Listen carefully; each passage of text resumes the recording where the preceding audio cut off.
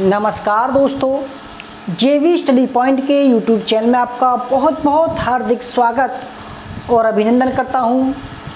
दोस्तों, net history, all state set history, assistant professor, PGT estate और PGT history का ये लाइव क्लास फर्स्ट है।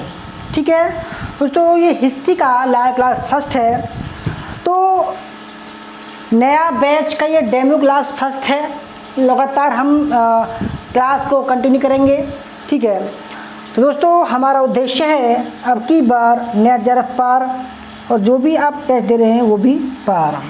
तो अभी तक हमारा जो एग्ज़ाम पास कराने का जो डेटा है वो दोस्तों 8 जीआरएफ हैं अभी तक और 28 नेट क्वालिफाइड हम करा चुके हैं 2021 के बैच तक। ठीक है, केवल 2 बैच में इतने बच्चे पास हुए हैं। अब लगातार हम पढ़ाएंगे और लगातार बच्चे जो है क्वालिफाइड होते जाएंगे। हमारा नाम आप देख ही पा रहे होंगे, देव कुमार, पीएचडी हिस्ट्री, 1 बार जीआरएफ, 4 बार नेट पास। ठीक है दोस्तों, आइए शुरू करते हैं आगे। अगर आप हमारे चैनल पर नए हैं और आपने अभी तक हमारा चैनल सब्सक्राइब नहीं किया है तो ज़रूर सब्सक्राइब कर लीजिएगा। उसके पास में जो बेल आइकन है उसको प्रेस कीजिएगा, जिससे कि आने वाली वीडियो का नोटिफिकेशन पहले मिल सके। वीडियो को लाइक और शेयर जरूर कीजिएगा। सबका स्वागत है, अभिनंदन है, वेलकम है जो भी क्लास कर रहे हैं। ठीक है, जो लाइव हैं उनका स्वागत है, जो बाद में देखेंगे उनका भी स्वागत है। दोस्तों, हमारा जो कोर्स होगा, नेट हिस्ट्री हो, चाहे प्रोफेसर हो, पीजीटी, टीजीटी, एस्टेट, पीजीटी जो भी हो, वो हमारे ऐप पर आपको मिलेगा। आप डेमो देख पा रहे हैं और हमारे क्लास डेमो जो भी और भी डेमो बनाएंगे हम, आप हमारे जेबी स्टडी पॉइंट के ऐप को इंस्टॉल करके देख सकते हो। हम टेलीग्राम पर भी टेस्ट देते हैं डेली। ठीक है, तो आइए हम शुरू करते हैं। दोस्तों देखो, हमारे जो कोर्स प्राइस है उसको मैं बता दूं, फिर क्लास को कंटिन्यू करते हैं। देखो, 6 महीने का जो कोर्स है हमारा, नेट हिस्ट्री प्लस पेपर 1 3000 रुपये का है। ठीक है, जिसमें theory class, practice set, mock test, daily test, PDF पढ़ने को मिलेंगी, डेली टेस्ट होगा। 1 साल के लिए 4000 रुपये का है। ठीक है, और 2 साल के लिए 5000 रुपये का कोर्स दिया जा रहा है। ठीक है, असिस्टेंट प्रोफेसर के लिए 3000 रुपये का है। टीजीटी, पीजीटी, डीएसएसबी के लिए 2000 रुपये का है 6 महीने का। ठीक है, तो आइए, ये हमारे कोर्स प्राइस हैं। आप संपर्क कर सकते हैं, नंबर जो चल रहा होगा ये हमारा नंबर है 8218345167। संपर्क कर सकते हो कोर्स ज्वाइन करने के बारे में। ठीक है, तो आइए अब शुरू करते हैं। तो दोस्तों, आज हमारी पहली क्लास है। देखो, इतिहास के जो स्टूडेंट होते हैं, ठीक है, खासकर इतिहास के स्टूडेंट जो हैं वो क्या करते हैं कि भाई सिस्टमेटिक नहीं पढ़ते, तो फिर उनको घटनाएं, युद्ध वगैरह, संधि वगैरह, तारीख वगैरह याद करने में थोड़ी दिक्कत आती है। ठीक है, मैं उनका ही तोड़ निकालूंगा। मेरा मानना ये है कि आपको याद करने की ज़रूरत नहीं है। जब आप किसी सब्जेक्ट को सिस्टमेटिक पढ़ोगे दोस्तों, आपको ये जो याद करने का जो रटन विद्या जो लगाते हो आप, वो लगाने की ज़रूरत नहीं है। रटने की दोस्तों मेरे पास में कोई भी गुंजाइश नहीं है। आप बिल्कुल मुँह जबानी जो है उसको बता दोगे। ठीक है, उसको गहराई से अध्ययन करेंगे हम। तो देखो दोस्तों, हमको पढ़ना क्या क्या है, पहले उस बात पर गौर करते हैं। ठीक है, किस तरीके से पढ़ेंगे हम, आइए उसकी चर्चा पहले करते हैं।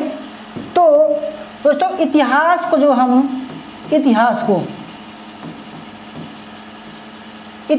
को हम 3 पार्ट में डिवाइड करते हैं। ठीक है, देखो, जो हम इतिहास को 3 पार्ट में डिवाइड करते हैं, कंपटीशन वाले अलग पढ़ते हैं उसको, और जो दूसरा तरीका है उसको हम बड़े लेवल की तैयारी मानते हैं। देखो, इतिहास को हम 3 पार्ट में डिवाइड करते हैं। ठीक है, थोड़ा गौर से समझिएगा। ठीक है, पहले का नाम है प्राग ऐतिहासिक।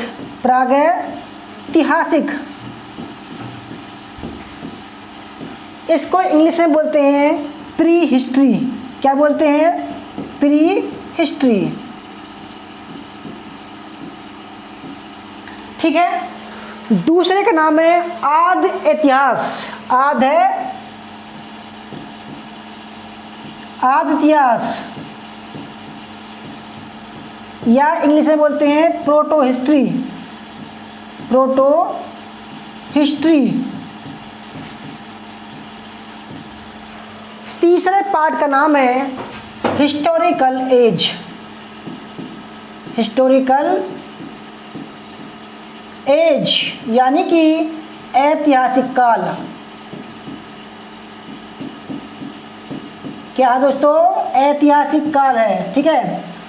इन तीनों पार्ट को हम सब चीज़ आपको खोल के बताएंगे, किस तरीके से आपको क्या चीज़ पढ़नी है, क्या चीज़ आपको नहीं पढ़नी है। ठीक है।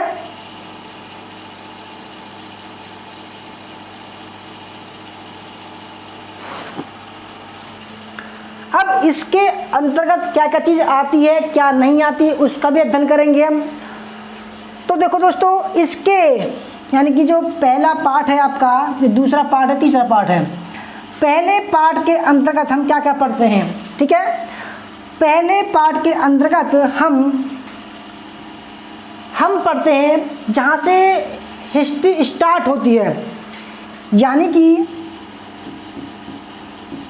ब्रह्मांड की उत्पत्ति।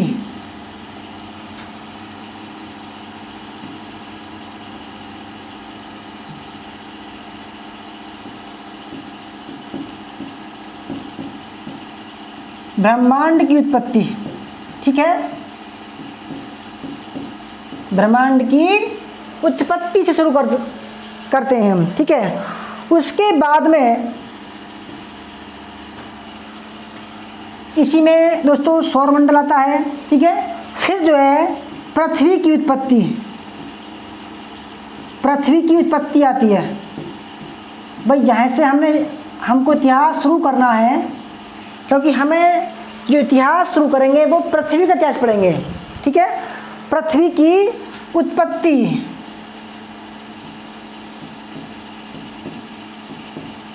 ठीक है। पृथ्वी की उत्पत्ति। उसके बाद में हमको क्या पढ़ना है? हमको पढ़ना है मानव का इतिहास। ठीक है। मानव का इतिहास। मानव किस तरीके से पैदा हुआ, यह मानव का विकास। ठीक है दोस्तों, समझ पा रहे हैं आप? मानव का विकास पढ़ेंगे। फिर धीरे धीरे जब मानव पृथ्वी पर आ गया, उसके बाद में मानव का जो माइंड है वो डेवलप हुआ। ठीक है। उसने पृथ्वी के वातावरण में अपने आप को ढाला, है ना। पृथ्वी के वातावरण में अपने आप को ढाला, तो फिर उसको जो है कहते हैं काल में डिवाइड करते हैं। ठीक है। तो काल कौन सा था? वो था काल पाषाण काल।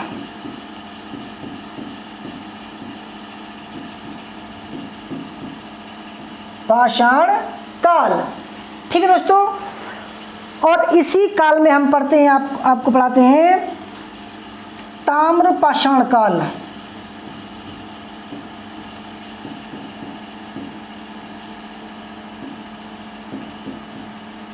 ठीक है।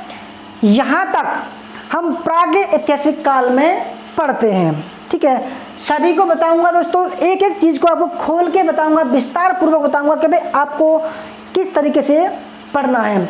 ये बिल्कुल सिस्टमेटिक है। इसका काल भी बताऊंगा। ठीक है।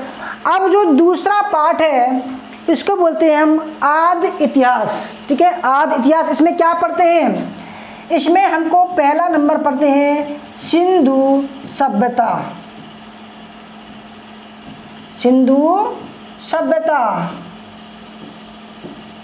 और दूसरा जो पार्ट है इसका वो है वैदिक सभ्यता। ठीक है। वैदिक सभ्यता। क्योंकि दोस्तों बहुत बच्चे ऐसे हैं जिनको काल का पता नहीं है, मैं किस काल से हमको पढ़ना चाहिए, किस तरीके से सिस्टमेटिक चलता है इतिहास। ठीक है। तो ब्रह्मांड की उत्पत्ति हो गई, उसके बाद में पृथ्वी की उत्पत्ति होगी, फिर मानव का विकास होगा, फिर पाषाण काल आएगा, फिर ताम्र पाषाण काल आएगा। इसके जस्ट बाद क्या आता है आपका, आता है आदि इतिहास को पढ़ते हैं हम, और उसमें हम पढ़ते हैं सिंधु सभ्यता को। किसको पढ़ते हैं, सिंधु सभ्यता को पढ़ते हैं, ठीक है। फिर उसके बाद में जब सिंधु सभ्यता का पतन हो गया तो हम पढ़ेंगे फिर वैदिक सभ्यता, ठीक है। क्या पढ़ेंगे, वैदिक सभ्यता पढ़ेंगे। अच्छा, वैदिक सभ्यता, अब इसका मैं काल भी बताऊंगा दोस्तों, ठीक है, तब आपको थोड़ा समझ में आएगा। इसके बाद में जब इसका पतन हुआ तो हम पढ़ेंगे महाजनपद काल। महाजनपद काल कहाँ पर आता है, ऐतिहासिक काल में, क्योंकि जो वैदिक काल है वो लगभग 1500 BC से लेकर 600 BC तक है, ठीक है। ये BC क्या है, बिफोर क्राइस्ट, यानी कि ईसा मसीह की मृत्यु से पहले जो भी काल था उसको हम BC में पढ़ते हैं, और मृत्यु के बाद का जो काल है उसको हम AD में पढ़ते हैं। जो पहले का काल था वो BC में पढ़ेंगे, और बाद का काल है वो हम पढ़ेंगे AD में। यहाँ पर आदि इतिहास 600 ईसा पूर्व में खत्म होता है, और अब हम पढ़ेंगे 600 BC से लेकर 1947 ईस्वी तक। दोस्तों यहाँ तक ऐतिहासिक काल है, ठीक है। तो इसमें हम क्या पढ़ेंगे, जैसे कि महाजनपद काल, महाजनपद काल, ठीक है। ये कब तक चला, ये चला दोस्तों बिंबिसार से लेकर, ठीक है, 600 BC से लेकर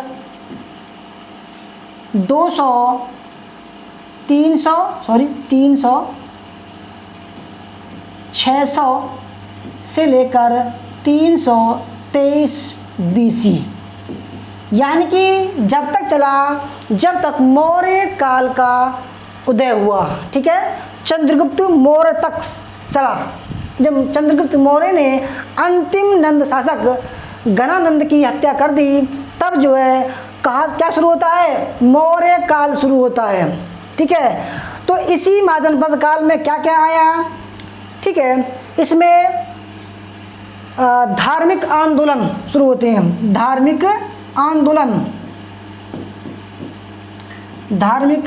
आंदोलन शुरू होते हैं,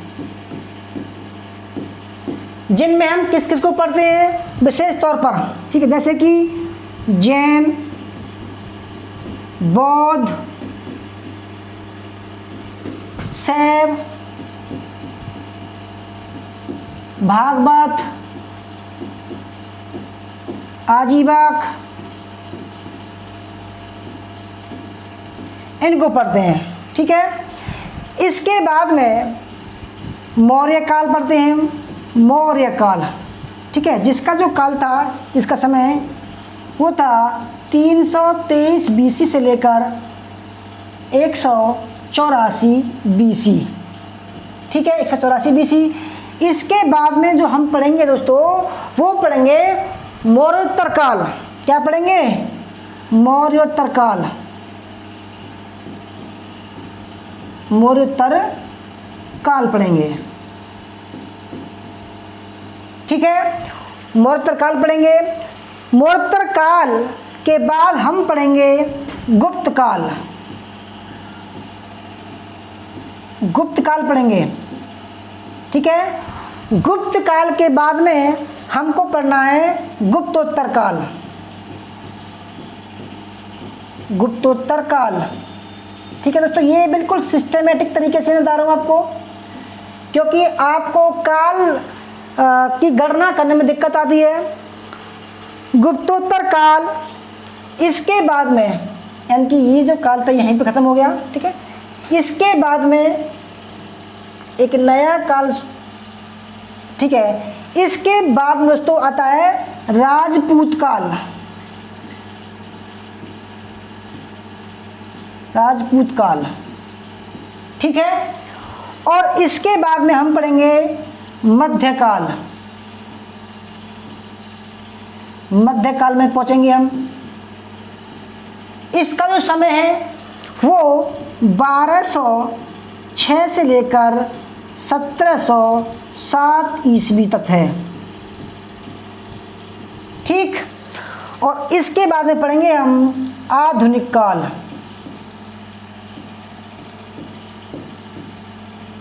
इसका जो समय है 1707 से लेकर 1947 तक होता है, ठीक है। अभी मैंने ये दोस्तों मोटे मोटे बताए हैं, परंतु जब मैं सब चीज़ को खोलूँगा आपके सामने तब आपको पता पड़ेगा कि भाई किस तरीके से पढ़ा जाता है, ठीक है।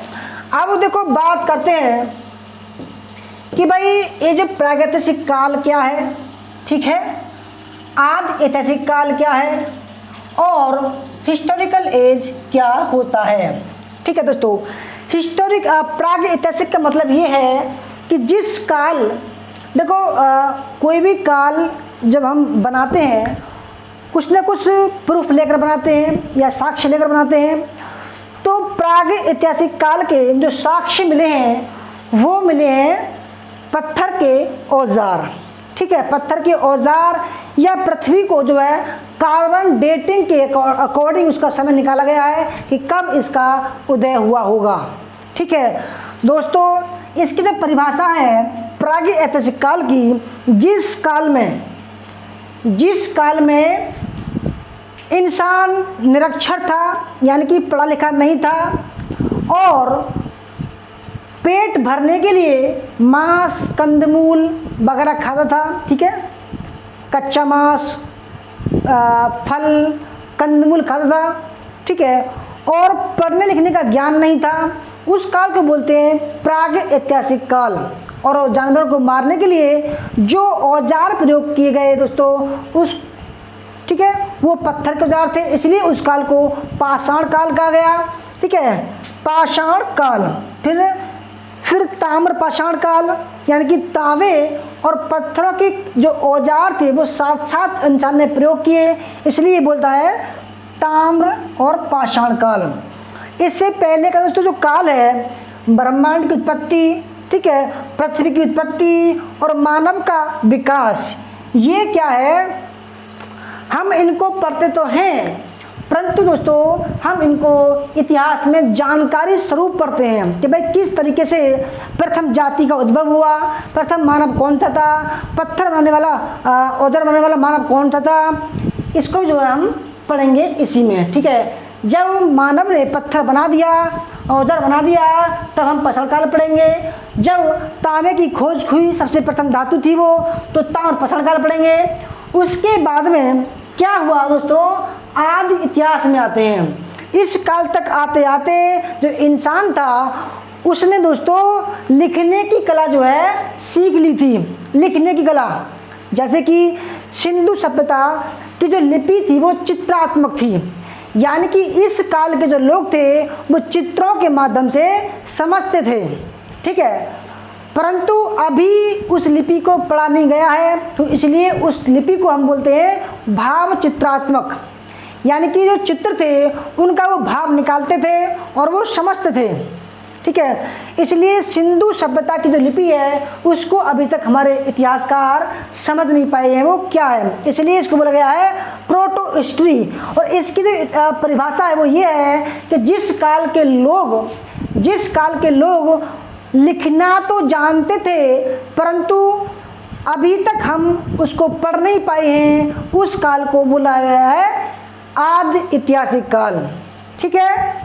क्या बोला गया है, प्रोटो हिस्ट्री, यानी कि जिस काल में आदमी देखो लिखता था परंतु पढ़ता नहीं था, समझता था, केवल लिपि का ज्ञान था परंतु उस लिपि को हमने अभी तक पढ़ा नहीं है, तो इसलिए अभी उसकी जो लिपि कौन सी थी वो हमें पता नहीं है, तो उस काल को हम पढ़ते हैं आदि इतिहास काल में, ठीक है। जो वैदिक काल है दोस्तों उसमें केवल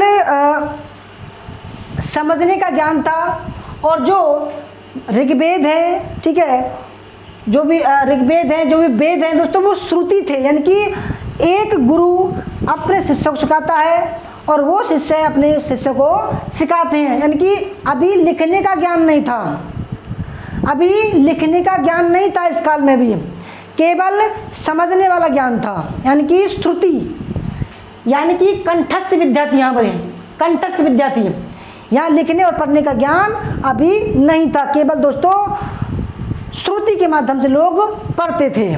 ठीक है, अब क्या हुआ, जब धीरे धीरे हिस्टोरिकल एज आया तो यहाँ पर क्या हुआ, पढ़ने और लिखने का ज्ञान हुआ। ठीक है, इस काल की जो लिपि है उसको हमारे इतिहासकारों ने पढ़ा भी है और लिखा भी है ऐसी की, तो इसको बोला गया है ऐतिहासिक काल। जो काल पढ़ना लिखना जानता था, जिसकी लिपि को हमारे इतिहासकारों ने पढ़ा है, वो काल कहलाता है ऐतिहासिक काल। जैसे कि ये काल शुरू होता है 600 ईसा पूर्व से 1947 ईस्वी तक। ठीक है, आपको मैंने बताया दोस्तों, हम इस तरीके से पढ़ेंगे। अभी मैं क्या करूँगा दोस्तों, जब इन टॉपिकों को लूँगा तो इन टॉपिकों के बारे में विस्तार से हम खोल कर बताएंगे। ठीक है, अब देखो हम बात करते हैं कि भाई इन चीज़ों का हमें पता कैसे लगा। तो दोस्तों इतिहास को पढ़ने के लिए हम सबसे पहले देखो बात करते हैं कि भाई स्रोतों के बारे में। ठीक है, स्रोत हमारे कितने होते हैं इतिहास को जानने के स्रोत। ठीक है,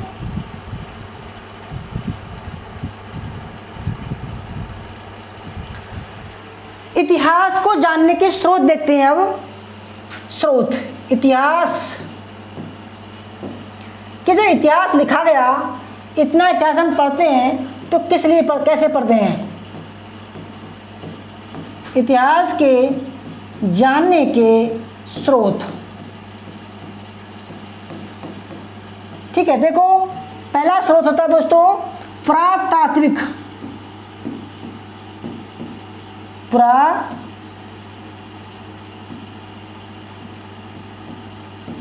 तात्विक।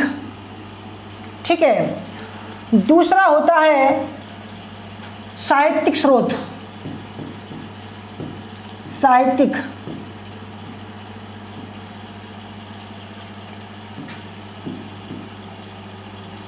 और तीसरा है दोस्तों विदेशियों के विवरण, विदेशी यात्रियों के विवरण।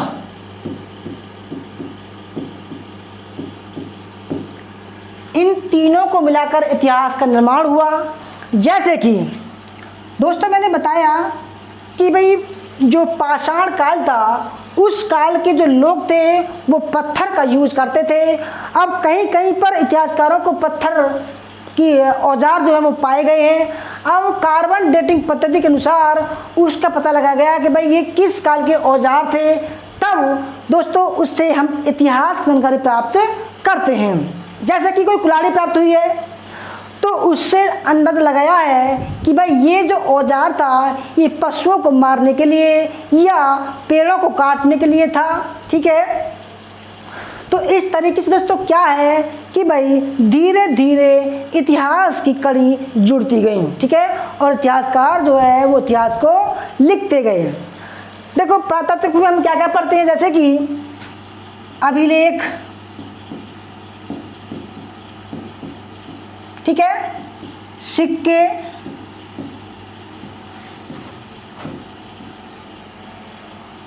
और मृदभांड, यानी कि किसी भी काल के लोग जब बर्तन वगैरह अपने खाने पीने की जो वस्तुएं जिसमें रखते थे उसका प्रयोग करते थे, उसका पता लगाया है। जैसे कि चम्मच है, कटोरा है ना, भगोना है, उनका जो प्रयोग किया उनका पता लगाया गया कि भाई किस काल के हैं, किस लिए प्रयोग करते होंगे। तो इस तरीके से इतिहासकारों ने लिखा है। ठीक है, शिलालेख,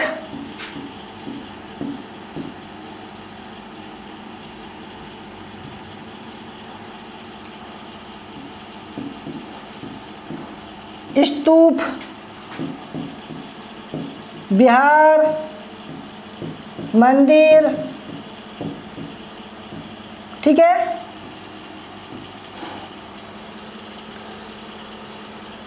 गुफाएं, ठीक है। अब साहित्य की बात करें तो इनमें ग्रंथ आते हैं, ग्रंथ जिनमें वेद,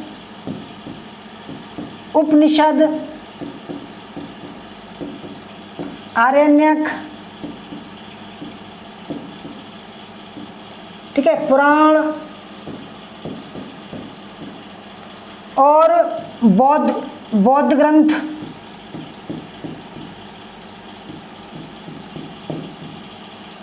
जैन ग्रंथ, ठीक है। और देखो ये तो थे धार्मिक ग्रंथ, ये कैसे थे, ये थे धार्मिक ग्रंथ।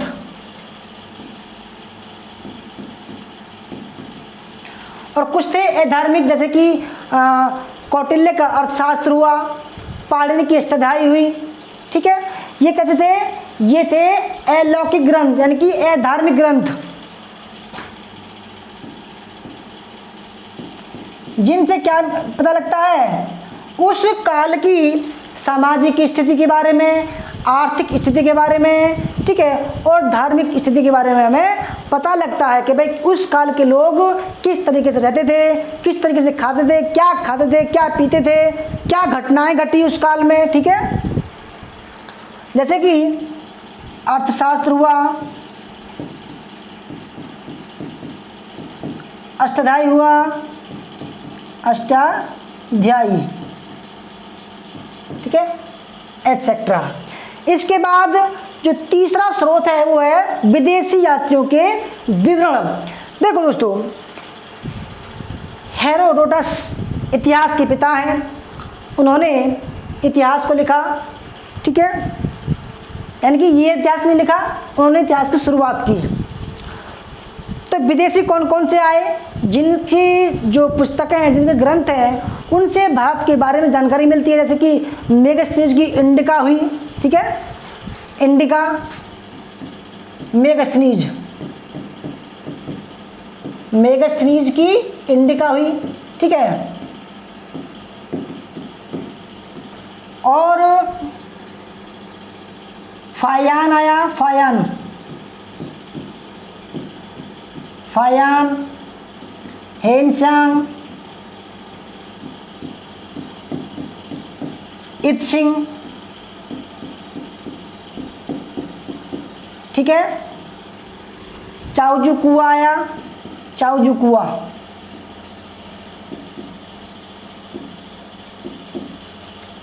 मार्को पोलो आया,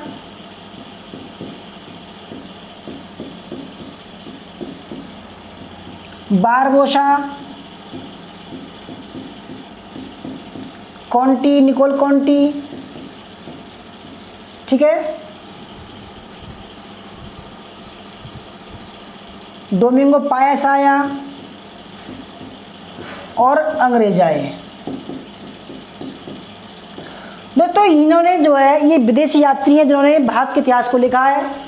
यानी कि देखो, इन सब का जो निचोड़ है, जो हम पढ़ते हैं, वो भारत का इतिहास पढ़ते हैं, ये प्रातात्विक स्रोत हैं। इनसे हमें उस काल की आर्थिक कंडीशन के बारे में, धार्मिक कंडीशन के बारे में, सामाजिक कंडीशन के बारे में सब चीज़ हमें पता लगती है।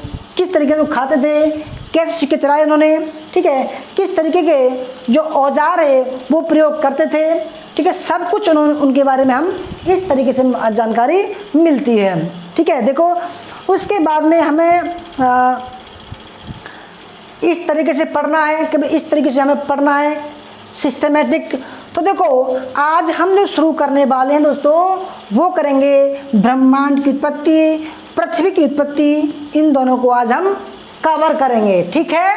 तो अब हम अपने उस क्लास को स्टार्ट करते हैं।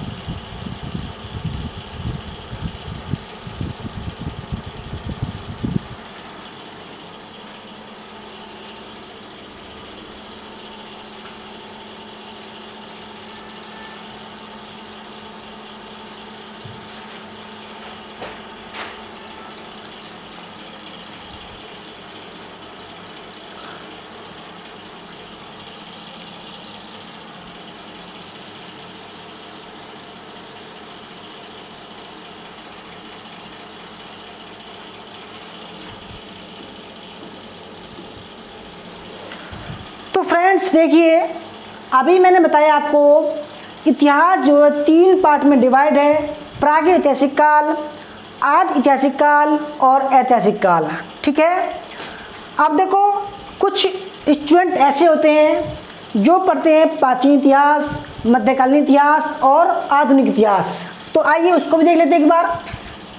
इतिहास कि भाई वो क्या चीज़ है, इतिहास। ठीक है, कुछ स्टूडेंट ऐसे होते हैं कि भाई उनको ये मेथड पता है, तो इतिहास को वो 3 कलम डिवाइड करते हैं। ठीक है, प्राचीन,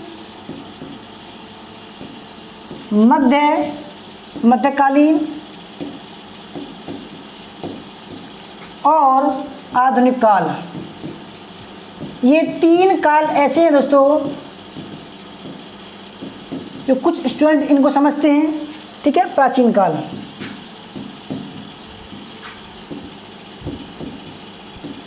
देखो दोस्तों इसमें हम क्या पढ़ते हैं, पाषाण काल। ठीक है, मैंने कैसे लिखो, इसे लिखो। ठीक है, पाषाण काल, उसके बाद में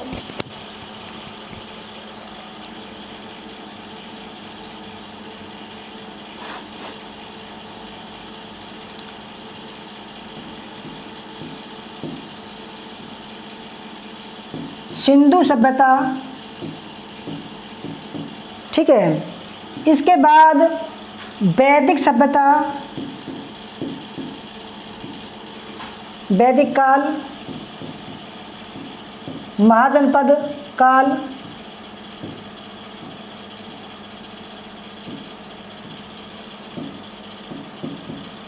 ठीक है, इसके बाद पढ़ेंगे जैन, बौद्ध, मौर्य, मौर्योत्तर। ठीक है, गुप्त काल, हर्ष काल और राजपूत काल।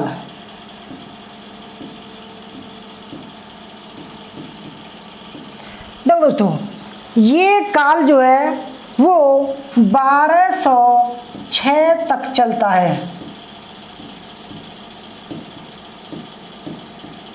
ठीक है, यानी कि 5 लाख से 1206 AD, 5 लाख BC से। ठीक है, 5 लाख BC से लेकर 1206 AD पड़ता है, इसलिए प्राचीन काल को सबसे बड़ा काल माना जाता है। ठीक है, राजपूत काल जो है वो 1206 तक मानते हैं। ठीक है, अब जो मध्यकालीन इतिहास है दोस्तों, उसको हम 2 काल में डिवाइड करते हैं। कौन से काल है वो 2 काल? प्रियंका, अगर कुछ पूछना हो पूछ लेना। ठीक है, तो जो मध्यकाल है उसको भी हम 2 पार्ट में डिवाइड करते हैं। पहले मध्यकाल का समय देख लेते हैं। देखो, ये जो काल है, जो प्राचीन काल जब 1206 ईस्वी में समाप्त होता है और भारत में सल्तनत काल, इस्लामी काल की शुरुआत होती है, तो वो काल था 1206 से लेकर 1707 ईस्वी। ठीक है, तो मध्य काल को हम 2 पार्ट में डिवाइड करते हैं। पहले का नाम है सल्तनत काल। सल्तनत काल, ये काल कहाँ से शुरू होता है, यानी कि जहाँ से प्राचीन काल खत्म होता है 1206 से लेकर 1526 ईस्वी तक। ठीक है, यानी कि जो मध्यकालीन भारत का जो प्रथम काल है, जो प्रथम पार्ट है, वो 1206 से लेकर 1526 तक चलता है। ठीक है, अब जो दूसरा पार्ट है उसको बोलते हैं मुगल काल। क्या बोलते हैं, मुगल काल। ठीक है, मुगल काल है।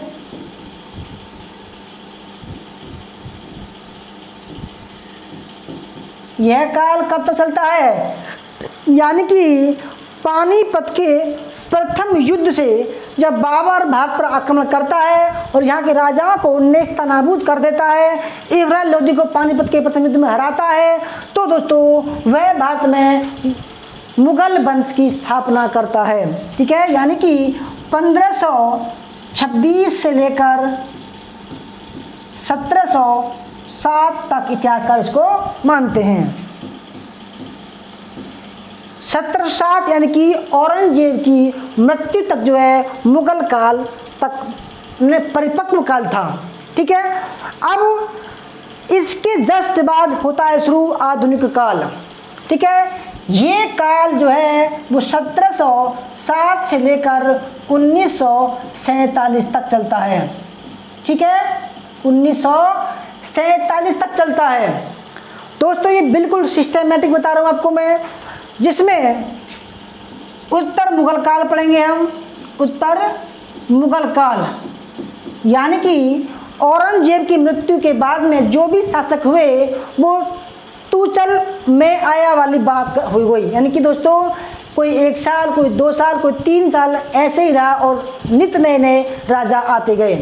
ठीक है, और कुछ समय बाद क्या हुआ, जो भी उत्तर मुगल काल के जो बादशाह थे वो अंग्रेजों के पेंशनर बन गए। ठीक है, तो उत्तर मुगल काल और यूरोपियों का आगमन,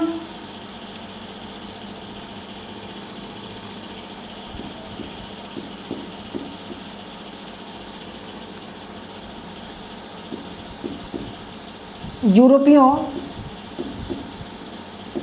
का आगमन, ठीक है, ब्रिटिश सत्ता,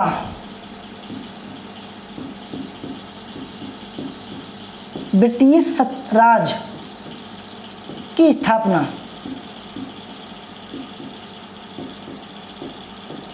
1947 तक। ठीक है दोस्तों, इस तरीके से हम पूरे इतिहास को कवर करेंगे। तो जो भी कंपटीशन वाले स्टूडेंट हैं वो इस तरीके से पढ़िएगा। ठीक है, जो भी बड़े एग्ज़ाम की तैयारी कर रहे हैं वो प्रागैतिहासिक काल को भी याद रखिएगा, आदि इतिहास को याद रखिएगा और ऐतिहासिक काल को भी याद रखिएगा। ठीक है दोस्तों, आज हम जो शुरू करेंगे वो प्राग ऐतिहासिक काल को हम शुरू करेंगे। ठीक है,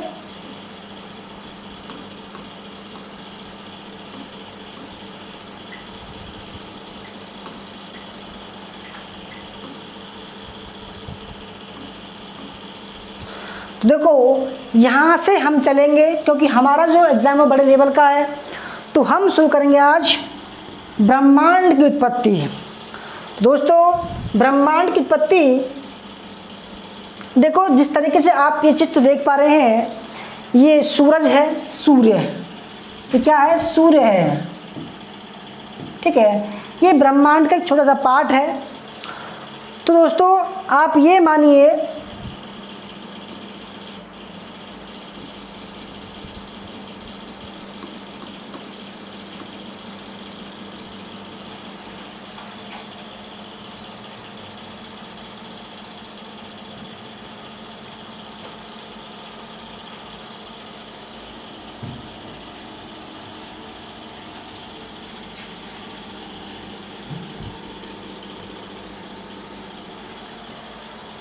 तो दोस्तों ये देखो ब्रह्मांड की उत्पत्ति। अब हम शुरू कर रहे हैं ब्रह्मांड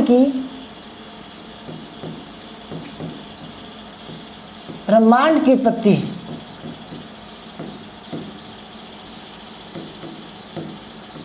ठीक है, तो दोस्तों बिल्कुल गौर से देखना कि होता क्या है, ब्रह्मांड की उत्पत्ति कैसे होती है। देखो हम इतिहास को पढ़ रहे हैं तो हम विभिन्न सब्जेक्ट से को रिलेट करेंगे, सभी सब्जेक्ट को इतिहास से।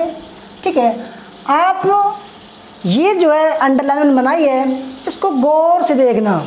ठीक है, होता क्या है, इतिहासकार हैं एक जेबी मेनन और एडमिन हवल। क्या नाम है? मेनन और एडमिन हवल। ये दो इतिहासकार थे, वैज्ञानिक थे। इन्होंने देखा कि भाई, क्योंकि इनके पास में क्या था, तो दूरबीन थी बहुत बढ़िया वाली, तो ये लगातार डेली देखते थे कि भाई हो क्या रहा है। एक उन्होंने ऐसा महसूस किया कि जो तारे हैं, ये जो ग्रह हैं, ये दोस्तों आपस में दोस्तों क्या कर रहे हैं, ये दूर होते जा रहे हैं, दिन पर दिन जो है दूर होते जा रहे हैं। इनको ऐसा लगा कि भाई ये जो ब्रह्मांड है, भाई क्योंकि देखो लेटेस्ट आधुनिक समय में देख रहे हैं, इनको लगा ये जो आकाश गंगा है ये फैलता जा रहा है, यानी कि ये इसका विस्तार होता जा रहा है, इसलिए ये दूर होते जा रहे हैं। तब इन्होंने एक थ्योरी बनाई जिसका नाम है बिग बैंग थ्योरी। कौन सी theory? Big bang theory. Big bang theory. Big bang theory जो उसके अकॉर्डिंग क्या था कि जो ब्रह्मांड की उत्पत्ति, इन्होंने बताया कि ब्रह्मांड की जो उत्पत्ति हुई है, इनके अकॉर्डिंग इनका मानना है कि ऐसे हुई कि भाई जो इलेक्ट्रॉन, प्रोटॉन, न्यूट्रॉन थे वो मुक्त अवस्था में थे, यानी कि दूर दूर थे। ठीक है, इलेक्ट्रॉन, प्रोटॉन। अब एक समय क्या हुआ, कुछ ऐसा घटना घटी कि ये जो तीन हैं वो एक जगह हो गए। ठीक है, फिर बहुत सारे जो चीज़ थे वो मिलते चले गए, मिलते चले गए, मिलते चले गए। ठीक है, अब क्या हुआ, अब यहाँ से पर मिलने पर इस चीज़ में, यानी कि इस चीज़ में इतना विस्फोट हुआ, एक विशाल महाविस्फोट हुआ। ठीक है, इसको बोला गया है बिग बैंग थ्योरी या महाविस्फोट। इतनी दोस्तों भयंकर ये घटना थी, इतनी ऊर्जा इसमें उत्पन्न हुई कि पूरी दोस्तों ब्रह्मांड का सर्वनाश हो गया और एक नए ब्रह्मांड का उदय हुआ। ठीक है, इसमें क्या था, धूल धक्कड़, ठीक है, और छोटे मोटे पत्थर, धूल धक्कड़ का उदय हुआ। ठीक है, धूल धक्कड़ का। उसके बाद लगभग 3,70,000 वर्ष बाद सौर मंडल का उदय हुआ। ठीक है, किसका मंडल? सौर मंडल, सूर्य के और सूर्य का उदय हुआ। ठीक है, तो दोस्तों जब ये विस्फोट हुआ तो इस समय जो ब्रह्मांड की उत्पत्ति हुई, और जो ब्रह्मांड था उसमें हवा नहीं थी। क्या नहीं था? हवा नहीं थी। हवा नहीं थी, इसलिए उसको निर्वात बोलते हैं। ठीक है, इसलिए दोस्तों उन्होंने कहा कि भाई ये जो ब्रह्मांड जो विस्फोट हुआ, ये जो टूट फूट हुई, ये दिन पर दिन जो है दूर होते जा रहे हैं। क्या? दूर होते जा रहे हैं। ठीक है, तो इसलिए दोस्तों उन्होंने कहा कि भाई कुछ ना कुछ बात जरूर है, ये दूर होते जा रहे हैं, होते जा रहे हैं दिन पर दिन, और ये पास नहीं आ पा रहे हैं। ठीक है, तो इसलिए इन्होंने कहा कि भाई ये बिग बैंग थ्योरी है, और ये दोस्तों इतनी भयंकर घटना थी, इतनी आंधी तूफान चली, इतनी ऊर्जा उत्पन्न हुई कि सर्वनाश हो गया। अब धीरे धीरे बहुत साल बाद जो है कुछ शांति हुई, और दोस्तों उसी शांति में जो भी धूल धक्कड़ थे वो फिर जमने शुरू हुए। ठीक है, हीलियम, प्रोटियम, सब चीज़ जो है गैस मिली, तो क्या हुआ, एक ऐसे ग्रह का निर्माण हुआ इसमें जो हीलियम है वो न्यूट्रॉन है दोस्तों मिल गए। ठीक है, तो इसलिए बोला गया है कि जो सूर्य था, सूर्य के अंदर दोस्तों नाभिकीय संलयन होता है, यानी कि जो वो हीलियम गैस है वो न्यूट्रॉन से टकराती हैं, आपस में टकराती हैं, तो क्या होता है, नाभिक संलयन होता है। और नाभिक संलयन होता है तो इतनी भयंकर दोस्तों, इतनी भयंकर जो है ऊर्जा उत्पन्न होती है कि हमें ऐसा महसूस होता है दोस्तों कि धूप निकल रही है, जबकि उसमें जो है आग लग रही है। ठीक है, तो अब हम इसी सूर्य से अपनी कहानी को शुरू करते हैं। ठीक है, अभी हमने ब्रह्मांड की उत्पत्ति पढ़ी, अब हम शुरू करेंगे दोस्तों। अब हम शुरू करने वाले हैं क्या भला,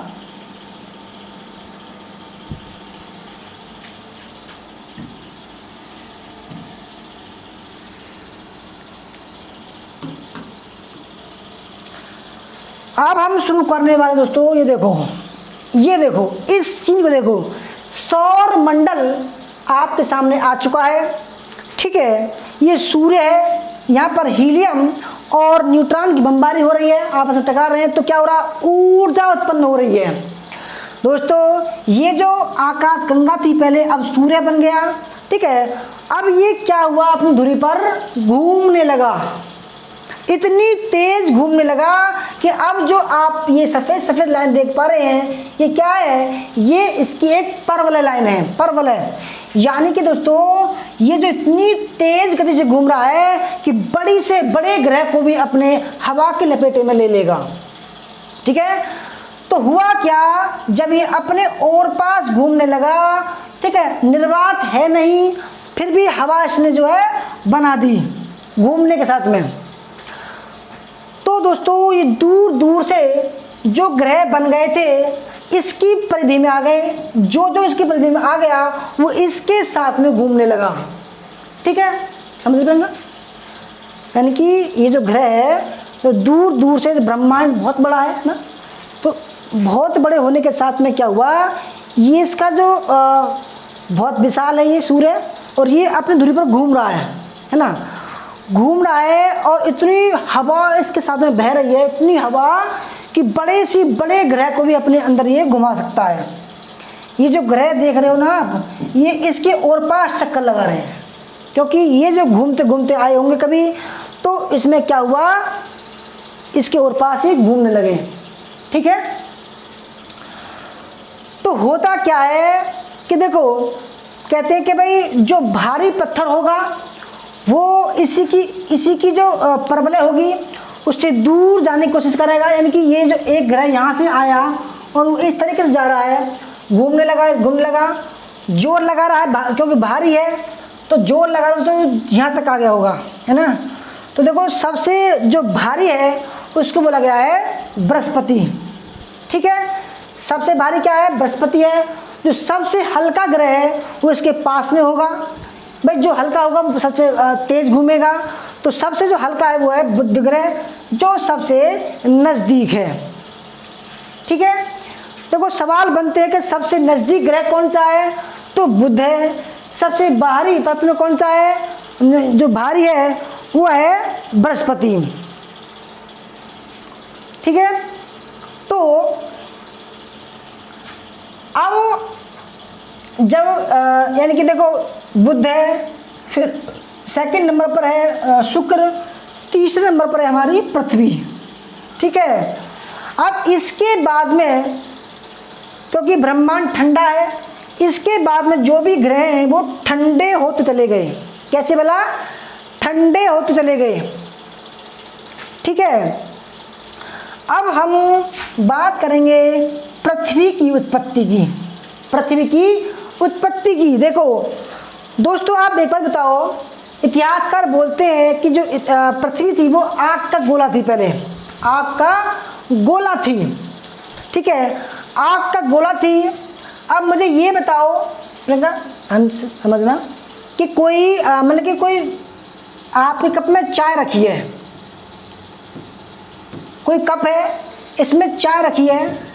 ठीक है, तो क्या होगा, 5 मिनट बाद या 10 मिनट बाद क्या होगा, ये स्वतः जो है वाष्प निकल जाएगी इससे और ये ठंडी हो जाएगी। ठीक है, तो इसी प्रकार जब जो पृथ्वी थी वो आग का गोला थी, कुछ बहुत साल बीतने के बाद में धीरे धीरे ये ठंडी होती गई। ठीक है, और उस समय ब्रह्मांड में धूल धक्कड़ थी। ठीक है, तो क्या होता है, धूल प्लस जल वाष्प, ये दोनों मिलकर क्या करते हैं दोस्तों, बादल का निर्माण करते हैं। किसका, बादल का निर्माण करते हैं। तो पृथ्वी पर क्या हुआ, धीरे धीरे वायुमंडल का निर्माण होने लगा। जब ठंडी होने लगी, ठीक है, वायुमंडल का निर्माण होने का उमस बढ़ गई, तो बादलों का निर्माण हुआ। बादल कैसे हुए, धूल जो उड़ रही थी, और जब दोस्तों ये धीरे धीरे ठंडी हुई तो क्या हुआ, जलवाष्प बन गई। दोनों जब मिले तो क्या हुआ, बादल बने, बादल क्या हो दोस्तों, बरसने लगे। तो अब ये बताइए मुझे कि ये जो पृथ्वी जो है ये चट्टान है कोई ना, बहुत बड़ी पत्थर का। तो दोस्तों ये बताओ, जब पृथ्वी है जब ये टूटी होगी किसी ग्रह से तो ये गोल नहीं होगी बिल्कुल, क्योंकि अगर हम किसी पत्थर को तोड़ें तो बिल्कुल गोल नहीं टूटेगा, वो टूटेगा टेढ़ा मेढ़ा, इस तरीके का आकृति में टूटेगा। कोई सी आकृति हो सकती है ना प्रियंका, कोई सी आकृति हो सकती है, यानी कि किसी पत्थर को हम तोड़ें तो ये आकृति नहीं होगी, ये आकृति होगी उसकी, है ना। तो जब हम दूर से देखते हैं इसको तो ये लगती है बिल्कुल गोल, है ना, परंतु गोल नहीं है हमारी पृथ्वी चपटी है। तो दोस्तों ये देखना है अभी कि हमारी पृथ्वी इस तरीके की है, ठीक है। तो जब बारिश जो है लगातार पड़ने लगी, ठीक है, माना यहाँ बादल है, यहाँ लगातार बारिश पड़ रही है, तो आप ये बताओ कि जो बारिश का पानी है वो यहाँ रुकेगा या यहाँ रुकेगा, बताओ, नीचे रुकेगा, हाँ, क्योंकि यहाँ ऊंचे स्थान है और यहाँ नीचे स्थान है। अब देखो ये जो ऊंचे स्थान है ये कहलाए पर्वत, ठीक है, ये कहलाए पर्वत, ठीक है, और जो नीचे स्थान है थोड़े गड्ढे से थे वो कहलाए समुद्र, क्या कहलाए, समुद्र। और देखो हर जगह तो ऐसी नहीं थी, कुछ जगह ऐसी भी थी समतल। जो समतल थी दोस्तों, जो चपटी मतलब मैदान था वो कहलाए समतल मैदान, ठीक है, क्योंकि देखो ऐसे भी होंगी, गड्ढे भी होंगे, कुछ ऊंची जगह भी होगी और कुछ ऐसे भी स्थान होगा। तो ऐसे स्थान कहलाए मैदानी भाग, ठीक है, कैसे भाग, मैदानी भाग, मैदानी भाग कहलाया। तो दोस्तों हुआ क्या, बारिश लगातार पड़ती गई, ठीक है। जब पड़ती गई दोस्तों तो क्या हुआ, यहाँ पर जो समुद्र है, विज्ञान मानता है कि जब 15-20 दिन तक पानी एक जगह जमा होता है ना, पानी एक जगह जमा होता है तो वहाँ छोटे मोटे कीट पतंगे पैदा हो जाते हैं ऑटोमेटिकली। तो ये प्रकृति का नियम है। तो क्या हुआ, जब इतने कीट पतंगे इस समुद्री जल में पैदा हो गए तो वो धीरे धीरे क्या हुआ, उन्होंने बाहर निकलना शुरू कर दिया, ठीक है। यानी कि समतल मैदान पे दोस्तों बारिश हो रही है तो यहाँ पर क्या हुआ, घास फूस पैदा हो गए, क्योंकि लगातार बारिश पड़ेगी तो क्या होगा, घास पैदा होगी, पेड़ पौधे पैदा होंगे ऑटोमेटिकली। दोस्तों क्या हुआ कि जो समुद्री जीव थे वो बाहर निकलने शुरू हुए, इतने ज़्यादा हो गए, अब वो समतल मैदान पे आ गए। धीरे धीरे कीट पतंगे बने, मेंढक बने, मछली बने, रेप्टाइल्स बने, फिर धीरे धीरे क्या हुआ, कपी बने, बंदर बने, फिर बंदर से क्या बने, रामाप्रतेकस बने, ठीक है। तो अब हम जब यहाँ पर पृथ्वी की उत्पत्ति होगी दोस्तों तो इस टॉपिक को हम यहीं शुरू करते हैं, और जब हम मानव का विकास पढ़ेंगे तो हम इस तरीके का, यानी कि जो किस तरीके से कीट पतंगे पैदा हुए, उसके बाद क्या बना, उसको हम विस्तार समझाएंगे, ठीक है। अभी हम पृथ्वी की उत्पत्ति पढ़ते हैं। तो यहाँ पर हमारी पृथ्वी की उत्पत्ति हो गई है और ब्रह्म आज पर वातावरण बन गया है, ठीक है। तो दोस्तों यहाँ तक हम आ गए, समझ गए, आपको वीडियो अच्छी लग रही होगी। देखो क्योंकि थ्योरी से पहले कॉन्सेप्ट समझना ज़रूरी है। मैंने कॉन्सेप्ट समझाया होगा आपको और आप समझ गए होंगे। तो देखो अब हम शुरू करते हैं। हमने बताया था आपको पृथ्वी की उत्पत्ति, ठीक है दोस्तों। तो पृथ्वी की उत्पत्ति कैसे हुई, ठीक है, मैंने बताया आपको कि इस पर क्या हुआ। देखो यहाँ क्या है, आप देख पा रहे होंगे, ये क्या है, समुंदर है, क्योंकि हमारी पृथ्वी के 70% स्थान पर जल है, यानी कि समुद्र है, और 30% लगभग क्या है, समतल मैदान और पहाड़ हैं, ठीक है दोस्तों। ये देखो आप, ब्रह्मांड है, ये वाला, ये पृथ्वी है, ये अपने ध्रुव पर घूम रही है, ठीक है, और सूर्य के चारों ओर चक्कर लगा रही है।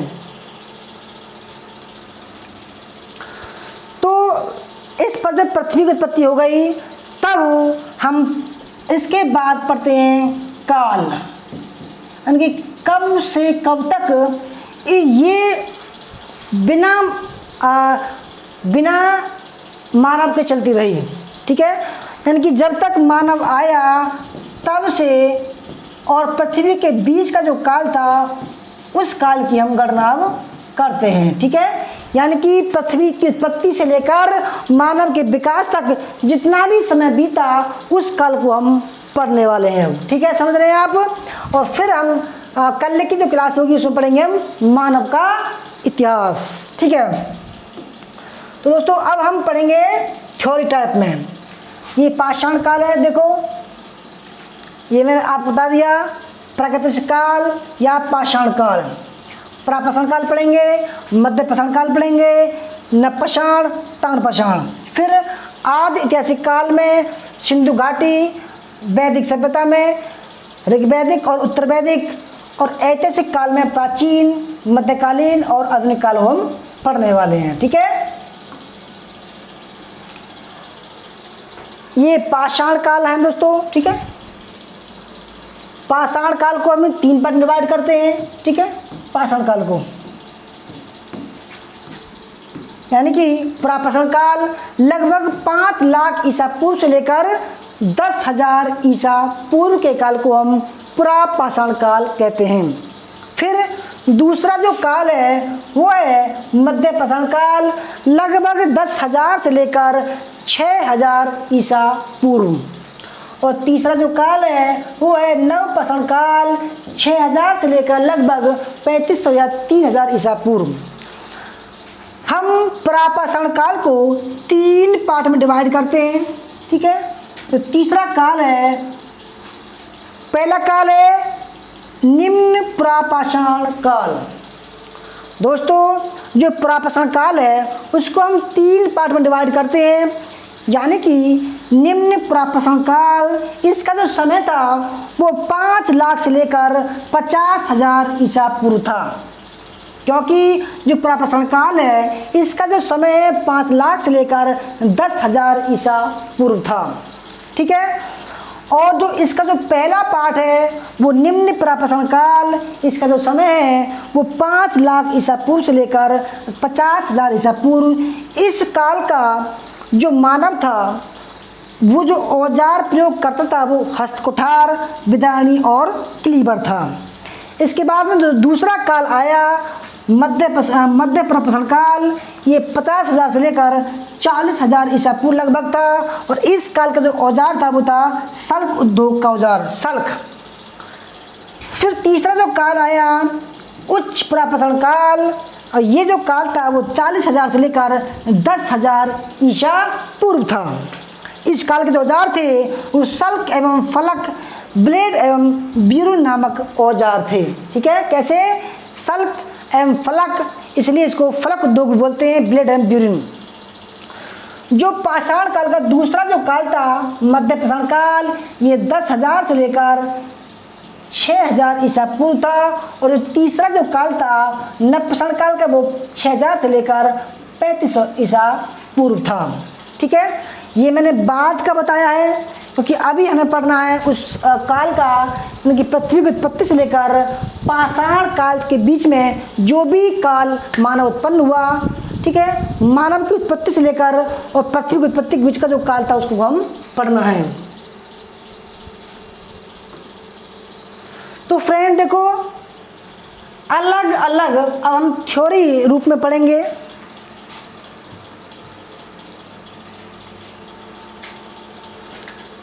अलग अलग विधानों ने पृथ्वी की उत्पत्ति की समस्या के हल होते हुए उसका मूल रूप ठोस, बाह्य और तरल भाग माना है। एक चैम्बरलिन है, उनकी ग्रहाणु परिकल्पना है के अनुसार पृथ्वी ठोस ग्रहाणु के एकत्रित होने से बनी है, जिसका अंतरम ठोस अवस्था है। ठीक है, एक चैम्बरलिन वैज्ञानिक है, उन्होंने बताया है ज्वारीय परिकल्पना, यानी कि पृथ्वी की उत्पत्ति की ज्वारीय परिकल्पना क्या है, जो जेम्स जीन ने प्रतिपादित की थी, जो जेफरीज ने उसमें करेक्शन किया। उनके अनुसार पृथ्वी का निर्माण सूर्य से निस्तृत ज्वारीय पदार्थ से हुआ है और पृथ्वी का अंतरम तरल अवस्था में है। ठीक है।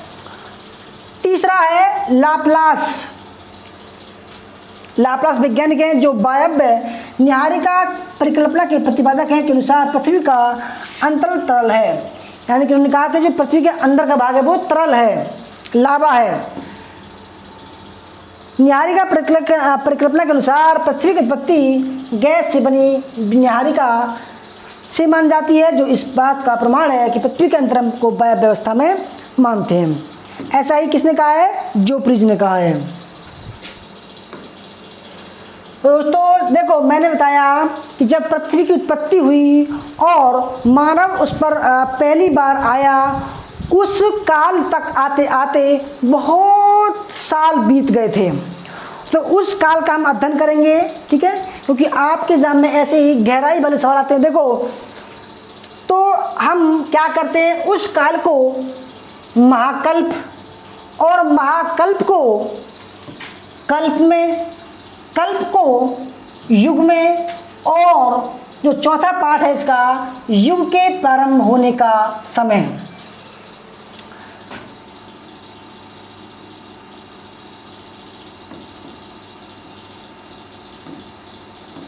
प्रारंभिक काल। दोस्तों सबसे पहला जो महाकल्प था वो था आपका एजोइक कल्प। ठीक है, इसका कोई कल्प नहीं है। इसका जो युग है वो है प्री कैम्ब्रियन या एलोगोनिकल युग। दूसरा जो युग है वो है आर्कियन युग। इसका अभी पता नहीं है कि भाई कब ये समय शुरू हुआ था। ठीक है, अब बात करते हैं जो दूसरा जो इरा था उसका नाम है पैलियोजोइक इरा। इसका जो कल्प है वो है प्राथमिक या प्राइमरी। इसका जो युग है कैम्ब्रियन, आर्डोबिशियन, सिलूरियन, डेवोनियन, कार्बोनिफेरस और पर्मियन। अब दोस्तों कहते हैं कि भाई 6 अरब वर्ष पहले यह इस युग की शुरुआत हुई। ठीक है, इसका नाम था 600 मिलियन वर्ष पहले। 600 मिलियन, अरब खरब की बात है। ठीक है, तो 600 मिलियन पहले पैलियोजोइक काल शुरू हुआ। ठीक है, अभी यहाँ पर दोस्तों मानव की उत्पत्ति नहीं हुई है। तीसरा जो काल है वो है मेसोजोइक काल। ठीक है, मेसोजोइक ये द्वितीय और सेकेंडरी कल्प का है। इसमें जो युग आए वो ट्रियासिक युग, जुरासिक मतलब है इस काल में डायनासोर आए, डायनासोर।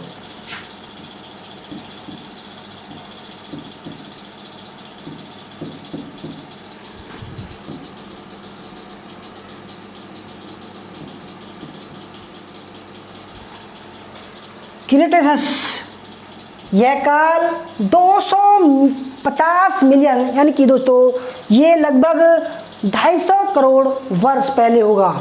ठीक है, चौथा जो काल आया उसका नाम था सेनोजोइक काल। यह तृतीयक और टर्शियर कल्प का था। इसमें जो युग आए इयोसीन युग, एलिगोसीन युग, मायोसीन युग और प्लासीन युग। ठीक है, यह जो काल था लगभग 70 मिलियन वर्ष पहले था, 70 लाख वर्ष पहले था। ठीक है, अब पांचवा जो कल्प इरा आया उसका नियोजोइक इरा। नियोजोइक चौथे काल का ये क्वार्टर नहीं है। ठीक है, इसमें जो युग आए वो प्लीस्टोसीन युग आए और होलोसीन युग। यहाँ पर क्या हुआ, इस सर्वाधिक नवीन था। और यहाँ पर दोस्तों क्या हुआ, प्लासीन में मानव की उत्पत्ति शुरू होती है, मानव का उत्पत्ति शुरू होती है। ये लगभग 1 मिलियन 10 लाख वर्ष पूर्व था। लगभग, ठीक है।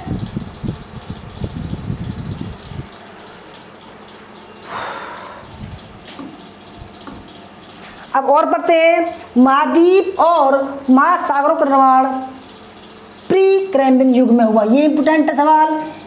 अब सवाल बनते हैं दोस्तों, महाद्वीप और महासागरों का निर्माण प्री कैम्ब्रियन युग में हुआ। मैंने दोस्तों बताया कि भाई बारिश पड़ने लगी, ठीक है, जब बारिश पड़ने लगी तो वो क्या कहलाया, प्री कैम्ब्रियन युग। जब बारिश पड़ रही है और जो ऊंचे स्थान है वहाँ पर पानी जमा नहीं हो सकता, नीचे स्थान पर पानी जमा हुआ, बहुत पानी भर गया, तो वहाँ क्या हुआ, महाद्वीप और महासागरों का निर्माण हुआ, ठीक है। किस काल में हुआ, किस युग में हुआ, प्री कैम्ब्रियन युग में हुआ। महाद्वीपीय विस्थापन सिद्धांत के अनुसार प्रारंभ में पृथ्वी का संपूर्ण स्थलखंड एक बृहद भूखंड के रूप में एकत्रित था, यानी कुछ भी नहीं था उस पर। इसे पेंजिया कहा जाता है। पेंजिया के चारों तरफ विस्तृत जलीय भाग को पेंथालासा कहा जाता है। पेंजिया का निर्माण एजोइक महाकल्प में हुआ, एजोइक महाकल्प में हुआ। उसके बाद कार्बोनिफेरस युग में पेंजिया का विभाजन शुरू हो गया। उत्प्लावक व गुरुत्वीय बल के कारण पेंजिया दो भागों में बट गया दोस्तों, यानी कि पृथ्वी का जो गुरुत्वाकर्षण बल है अब जो है बनना शुरू हुआ बहुत तेज गति से। इसके उत्तरी भाग को लॉरेंसिया और दक्षिणी भाग को गोंडवाना लैंड बोलते हैं। जो भारत है दोस्तों वो गोंडवाना लैंड का एक पार्ट है। इन दोनों भागों के मध्य पाए जाने वाले जलीय भाग को टेथिस सागर के नाम से जाना जाता है। जुरैसिक युग में गोंडवाना लैंड भी प्रायद्वीपीय भारत, मेडागास्कर, ऑस्ट्रेलिया और अंटार्कटिका भागों में हो गया है, जो गोंडवाना लैंड है, ठीक है। सिल्यूरियन युग को रीढ़ वाले जीवों के युग के नाम से जाना जाता है, यानी कि दोस्तों इसमें क्या हुआ, इसमें रीढ़ वाले जानवर उत्पन्न हो गए। आधुनिक मानव या होमो सैपियंस की उत्पत्ति क्वाटरनरी युग में हुई, ठीक है। किस युग में, क्वाटरनरी में। देखो क्वाटरनरी में, प्लेस्टोसीन होलोसीन युग में। जुरैसिक को डायनासोर का युग के नाम से भी जाना जाता है और क्रीटेशस युग में डायनासोर विलुप्त हो गए, ठीक है। देखो दोस्तों मैंने आपको बताया कि जो जुरैसिक था इसमें क्या हुआ, डायनासोर आ गए और क्रीटेशस में क्या हुआ, डायनासोर विलुप्त हो गए, ठीक है। स्थल पर जीवन की शुरुआत सिल्यूरियन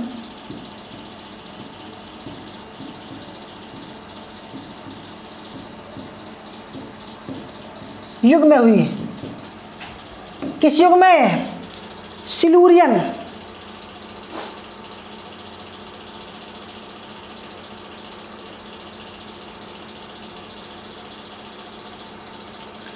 इस युग में, ठीक है। स्थल पर जो जीवन की शुरुआत हुई वो सिल्यूरियन युग में हुई, ठीक है। कोशिका बनी होगी दोस्तों, ठीक है, उस समय।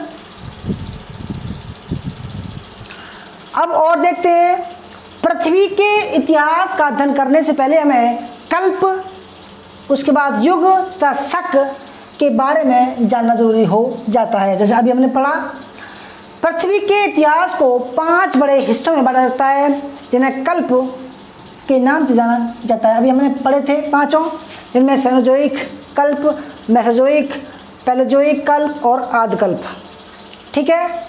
इसके बाद हमने पढ़ा कल्पों को फिर युगों में बांटते हैं, ठीक है। युगों में युग कौन कौन से हैं, प्रथम युग, द्वितीय युग, तृतीय युग या चतुर्थ युग, क्वार्टर युग। इन युगों को भी छोटे छोटे भागों में विभाजित किया जाता है, ठीक है। इन्हें शक के नाम से जाना जाता है। पृथ्वी के संपूर्ण इतिहास की जानकारी नीचे आने वाली व्याख्याओं में पूरी हो जाती है। यानी दोस्तों मैंने आपको एक डायग्राम बना के समझाया, फिर उसकी थ्योरी पढ़ाई है। देखो दोस्तों, अभी मैंने पढ़ा था कि भाई महाकल्प है ना, फिर कल्प पढ़ा था, फिर युग पढ़ा था, फिर युग के प्रारंभ होने का समय। अभी जो मैंने थ्योरी पढ़ाई थी आपको, एजोइक अम्ल पहला जोइक, दूसरा, तीसरा मेसोजोइक, चौथा साइनोजोइक और पांचवा है नियोजोइक, यानी कि आदि इतिहास। ठीक है, इस तरीके से हमने पढ़ा। ये फिर कल्प आ गए, फिर युग आ गए, फिर उसका समय आ गया।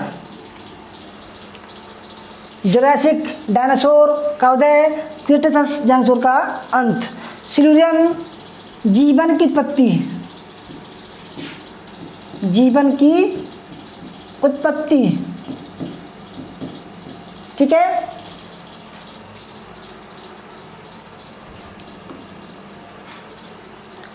आइए दोस्तों, अब इनका क्या करते हैं, विस्तार से अध्ययन कर रहे हैं। अब हम आएंगे प्री कैम्ब्रियन या एल्गोनिन युग में। ठीक है, अब हम इसको जो विस्तार से खोलते हैं, तो प्री कैम्ब्रियन या आदिकल्प। ठीक है दोस्तों, इसमें क्या क्या हुआ, जैसे कि इस दौरान पृथ्वी की भूप्रपट्टी का निर्माण हुआ। भूप्रपट्टी बोले तो जैसे कि ये पृथ्वी है, इसके जो ऊपर का जो भाग है उसको 1 फुट जो भाग होगा धरती का दोस्तों, उसमें जो उर्वरक क्षमता होगी, मट्टी होगी, उसको बोलते हैं भूप्रपट्टी। ठीक है, इस दौरान पृथ्वी की भूप्रपट्टी का निर्माण हुआ। इसके बाद बाष्प कण जो पृथ्वी की चारों तरफ फैले थे। मैंने आपको बताया कि जब पृथ्वी का निर्माण हुआ, पृथ्वी पर वायुमंडल बना, बादल बने, किस तरीके से बने, बाष्प कण जो पृथ्वी की चारों तरफ फैले थे, संघनित होकर जल में बदल गए। ठीक है, फिर क्या कहलाए, ये जल बाष्प कहलाए। संभवतः पृथ्वी का बहुत सारा भाग मरुस्थल था। ठीक है, इस कल्प के अंदर केवल आग्नेय चट्टान नहीं पाई गई, जो बाद में अवसादी और कायांतित चट्टानों में बदल गई। ठीक है, अब चट्टानों का निर्माण हो रहा है इसी काल में। इस कल्प में उत्तरी अमेरिका की सुपीरियर झील के पास करीब 1.2 लाख घन किलोमीटर क्षेत्र आग्नेय चट्टानों से ढक गया, और भारत की धारवाड़ चट्टानें और अरावली पर्वत इसी कल्प में विकसित हुए थे। इस कल्प को 3 भागों में बांटा जाता है। पहला काल है प्रोटेरोजोइक काल, आर्कियोलॉजिक और इयोजोइक। ठीक है दोस्तों, जो ये पूर्व कैम्ब्रियन काल था उसको हमने 3 काल में डिवाइड किया, ये और ये। ठीक है,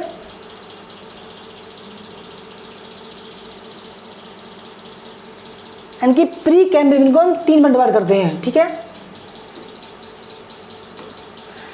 इसके बाद अब हम 3 पार्ट पढ़ेंगे। इसके पहला पार्ट है प्रोटेरोजोइक। क्या है, प्रोटेरोजोइक, यानी कि प्री कैम्ब्रियन के काल का पहला पार्ट है प्रोटेरोजोइक। यह काल लगभग 600 मिलियन वर्षों के बीच में आता है। स्थल पर कोई जीव नहीं था, यानी कि इस समय अभी जीवन की उत्पत्ति नहीं हुई थी। केवल सागर में जीव जंतु पाए जाते थे, यानी कि कोशिका का निर्माण हुआ। जो समुद्र थे, महासागर थे, उनमें जीव जंतु पाए जाते थे केवल। दूसरा जो पार्ट है वह है आर्कियोजोइक। ठीक है, इस काल के अंदर पृथ्वी पर जीवन का प्रारंभ हो गया। मैंने दोस्तों बताया कि भाई अब बहुत सारे जीव जंतु पानी में पैदा हुए तो वो बाहर निकलने लगे। ठीक है, जलवायु में परिवर्तन आने शुरू हो गया, जिनका अनुमान चट्टानों में घास के अवशेषों से लगाया जाता है, यानी कि चट्टानों में भी घास उगने लगी। तीसरा जो काल था प्री कैम्ब्रियन युग का, इयोजोइक, इस काल के बारे में खास जानकारी नहीं मिलती है। ठीक है, इसके बाद आता है दोस्तों प्राजीवी काल। कौन सा काल, प्राजीवी काल। पृथ्वी का भूगर्भ का इतिहास हम पढ़ रहे हैं। यह बहुत ही बड़ा कल्प है जो 600 मिलियन वर्ष पूर्व से 225 मिलियन वर्ष तक उपस्थित था। कौन सा दोस्तों, पैलियोजोइक काल। पैलियोजोइक, देखो कौन सा काल है ये, एक बार देख लेते हैं, पैलियोजोइक। ठीक है, अब हम इसको पढ़ेंगे, अभी हमने ये पढ़ा था, अब हम पढ़ेंगे इसको। ये बहुत ही बड़ा कल्प है जो 600 मिलियन वर्ष से लेकर 225 मिलियन वर्ष तक उपस्थित था। इस कल्प के दौरान जीवों और वनस्पतियों का विकास तेज गति से हुआ। शुरू के काल में वनस्पति और जीवाश्मेष, इसके पश्चात मछलियों के अवशेष और अंत में रेंगने वाले जीवों के अवशेष पाए गए। ठीक है, यानी कि दोस्तों वनस्पति के जीवावशेष पाए गए हैं, मछलियों के जीवावशेष और अंत में जो रेंगने वाले जीव जंतु थे उनके अवशेष पाए गए हैं। ठीक है, इसके निम्नलिखित जो शक हैं, कौन कौन शक हैं ये देखते हैं। युग कैम्ब्रियन शक, समुद्र ने पृथ्वी के बहुत सारे भागों को ढक लिया। ये लगातार जब बारिश पड़ रही थी दोस्तों क्या हुआ, तो समुद्र ने पृथ्वी के बहुत सारे भागों को ढक रखा था। ठीक है, जलवायु शुष्क हो गई थी, जलवायु शुष्क हो गई थी, ज्वालामुखी प्रक्रिया शुरू हो गई थी। ठीक है, इस काल में क्या हुआ, ज्वालामुखी प्रक्रिया शुरू हो गई थी। यह समय 600 से 500 मिलियन वर्ष तक रहा। इसमें परतदार शैलों का विस्तार हुआ जो आज भी उपस्थित है। परतदार दोस्तों आप देख रहे होंगे, कभी भी देखना, जो चट्टानें होती हैं उनमें एकदम परत रहती है। जैसे मान चट्टान है ये, इसमें क्या होता है, परत, इस तरीके से परत रहती हैं कि भाई यहाँ पर कभी पानी रहा होगा। भारत का विंध्याचल पर्वत इसी युग की देन है। अब है आर्डोविशियन शक, आर्डोविशियन। यह युग 500 मिलियन से 440 मिलियन वर्ष पूर्व तक रहा। ठीक है, कुछ पर्वतों का निर्माण इसी काल में हुआ। जमीन और समुद्र के बीच की सीमा बदलती रही और अवसाद भी जमा हुआ। अवसाद मतलब दोस्तों गाद, धूल, कीचड़ पैदा हुआ, इसमें जम गया। इसके बाद आता है सिल्यूरियन युग। कौन सा युग, सिल्यूरियन। इस काल में समुद्र का स्तर उठता और गिरता रहा। ठीक है, इस काल में क्या हुआ, समुद्र का स्तर उठता और गिरता रहा। यह समय 440 मिलियन से 400 मिलियन वर्ष तक रहा। यूरोप में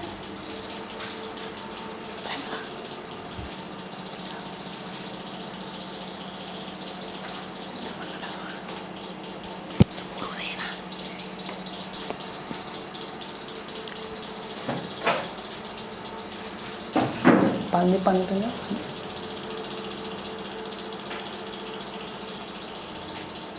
दोस्तों पानी पी लेते हैं थोड़ा सा। ठीक है, क्योंकि काफ़ी बड़ी क्लास हो रही है आज।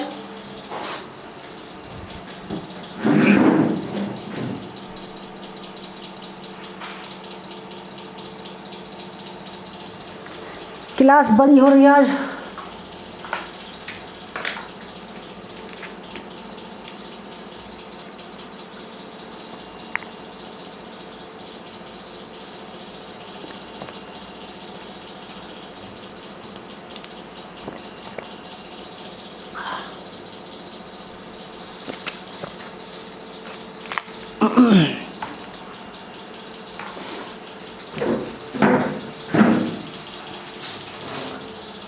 दोस्तों आगे बढ़ते हैं। सिल्यूरियन युग मतलब जहाँ पर जीव जंतुओं का उदय हुआ।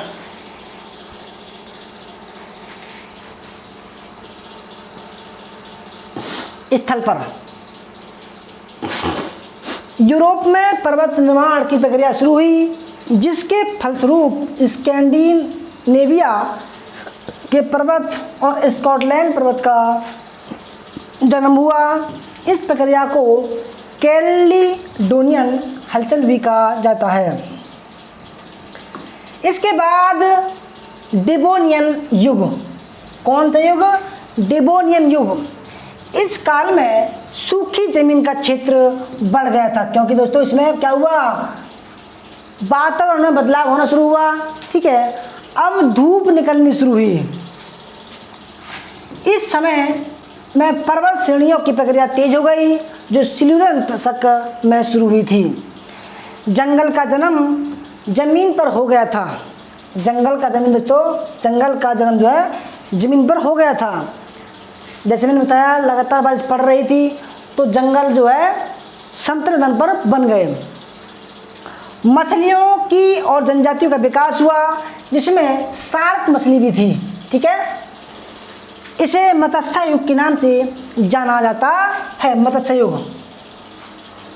इसकी अवधि 400 मिलियन से 350 मिलियन वर्ष तक रही। दोस्तों ऐसा कंटेंट है, आप याद रखिएगा कि भाई कितना अच्छा कंटेंट है। और देखो लगातार मैं पूरे कोर्स को ऐसे ही खतरनाक कंटेंट से आपको रूबरू कराऊंगा। इसके बाद जो युग आया वो था कार्बोनिफेरस शक या युग। इस काल का महत्व कोयले के निर्माण से है।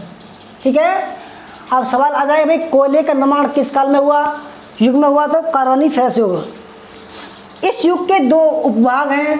पहला है मिसिसिपी अनुयुग, दूसरा है पेंसिल्वेनिया अनुयुग। ठीक है, अब हम जो पहला उसका पार्ट था मिसिसिपी युग, उसको पढ़ते हैं। यह कोयले के निर्माण का पहला चरण था। ठीक है, जिसमें क्या हुआ, सड़ा गला वनस्पति पीट और बाद में कोयले में बदल गया। भाई जो कोयले का निर्माण होता है वो किस तरीके से होता है, जीव जंतु सड़ जाते हैं, वनस्पति सड़ जाती है, तो बाद में क्या होता है, वो जो है उसका रूप बदल जाता है और वो ठोस बन जाता है। लेड और जिंक जैसे खनिज का भी निर्माण हुआ। इसके बाद जो दूसरा युग था वो था पेंसिल्वेनिया युग। ठीक है, यह युग कोयले के निर्माण का दूसरा चरण था। ठीक है, जमीन धंस गई, जिसकी वजह से बहुत बड़ा दलदल क्षेत्र बन गया। दूसरी जगह पर समुद्र का तल उभरकर सूखा क्षेत्र बन गया। ठीक है, सदाबहार पेड़ों का जन्म हुआ।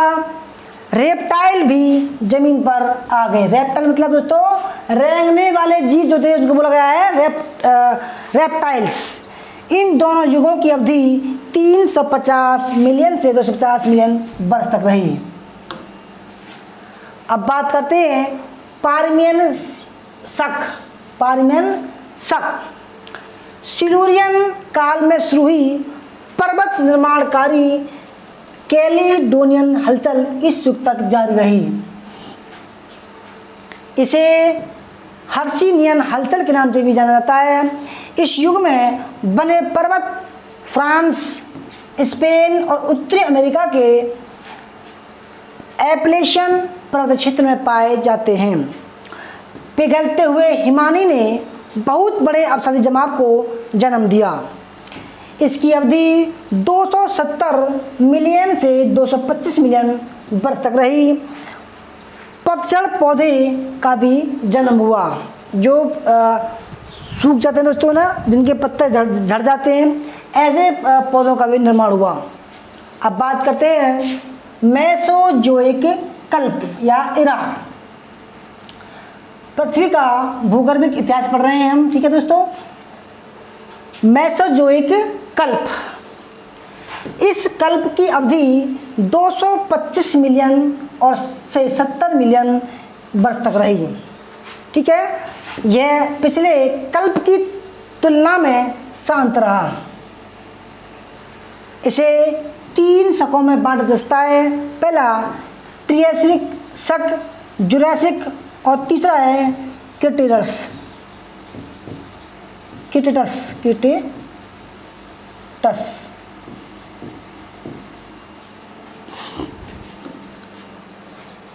अब पहला हम जो शक पढ़ेंगे उसका वो है ट्रियासिक शक। इसकी अवधि 225 मिलियन से 125 मिलियन वर्ष थी। ठीक है, हम पढ़ रहे हैं मेसोजोइक। मेसोजोइक कल्प को।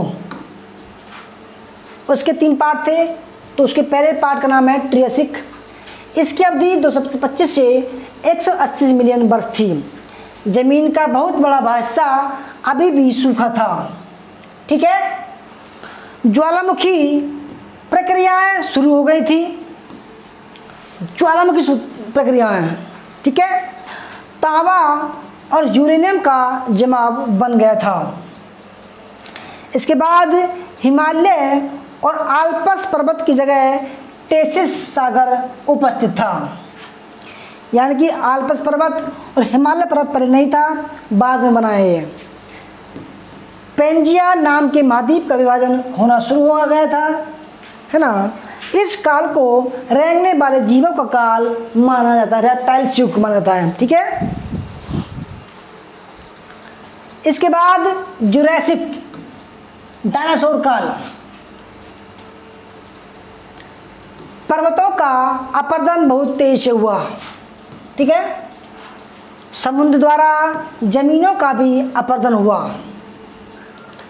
इस काल में रेंगने वाले जीव रीढ़विहीन जीवों की दिखता थी। ठीक है, इस अवधि में साइबेरिया तथा मंगोलिया के भागों पर 2.5 लाख घन किलोमीटर ज्वालामुखी पदार्थों का पूरी तरह विस्तार हुआ। डायनासोर का आकार बहुत बड़ा हो गया इस काल में। ठीक है, अब तीसरा जो काल था वो था क्रीटेशियस शक। ठीक है, युग था ये। इस काल में कोयले का निर्माण हुआ। समुद्र जमीन का अतिक्रमण करता गया। समुद्र जो है जमीन का अतिक्रमण करता गया, तो क्योंकि लगातार बारिश पड़ रही है ना, तो जो गड्ढे हैं वो भर रहे हैं। अब जो पानी वो लगातार ऊपर बढ़ रहा है। इस समय की चट्टानों में चूना पत्थर की मात्रा ज़्यादा थी। भारत के प्रायद्वीप भाग पर लावे का जमाव इसी काल में हुआ था। फूल वाले पौधों का भी विकास हुआ। इस युग में रेंगने वाले जीवों की बहुलता थी। अब बात कर दो तो सेनोजोइक कल्प। क्या? सेनोजोइक कल्प तीसरा काल है। ये जो काल है एक बार देख लेते हैं कौन सा काल है ये। दोस्तों ये चौथा काल है। ठीक है, अभी हमने एजोइक पढ़ा, फिर पैराजोइक पढ़ा, फिर मेसोजोइक पढ़ा, अब पढ़ेंगे हम सेनोजोइक काल। लास्ट में आएगा नियोजोइक काल। ठीक है,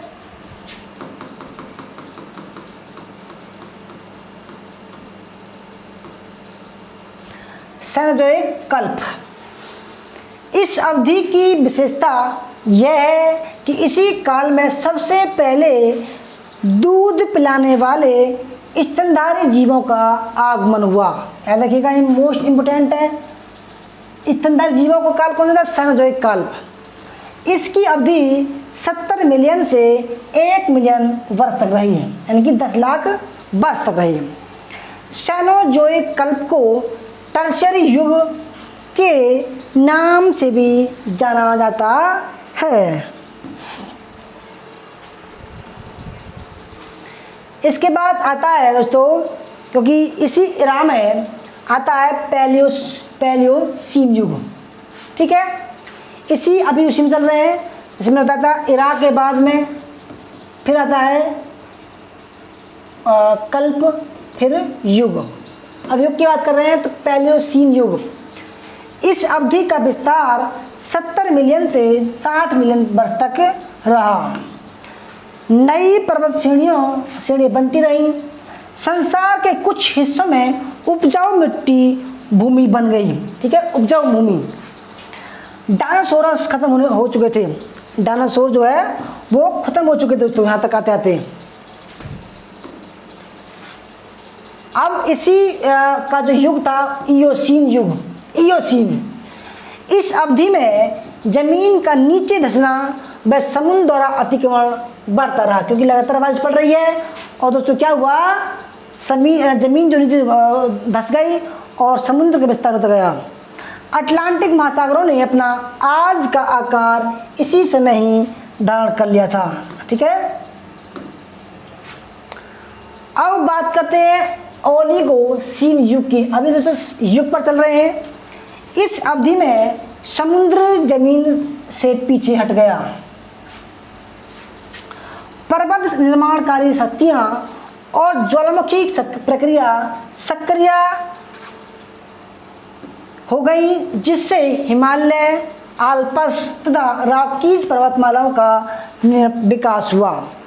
इस युग का विस्तार 40 मिलियन से 25 मिलियन वर्ष तक रहा। ठीक है, अब आता है दोस्तों मायोसीन युग। मायोसीन, इस युग में समुद्र का जमीन से पीछे हटना जारी रहा। पर्वत निर्माणकारी शक्तियां और ज्वालामुखी प्रक्रियाएं और भी तेज हो गईं। फूल वाले पौधों का विकास आज की तरह के पौधों के साथ जैसा हो गया। इसकी अवधि 25 से 10 मिलियन वर्ष तक रही। ठीक है, 10 मिलियन। इसके बाद बात करते हैं दोस्तों प्लायोसीन युग। इस युग में पर्वत निर्माण का काम कम से कम हो गया। पृथ्वी ने अपना आकार ग्रहण कर लिया। जलवायु ठंडी हो गई थी। ठीक है दोस्तों, जलवायु क्या हो गया? ठंडी हो गई, क्योंकि लगातार बारिश पड़ रही थी तो जमीन भी ठंडी हो गई, तो जलवायु क्या होगा? ठंडा हो गया। इसकी अवधि 10 मिलियन वर्ष से 1 मिलियन वर्ष तक है। 1 मिलियन बराबर दोस्तों क्या होता है? 1 मिलियन बराबर 10 लाख। ठीक है, तो यहां पर 10 लाख तक आ गए हम। ठीक,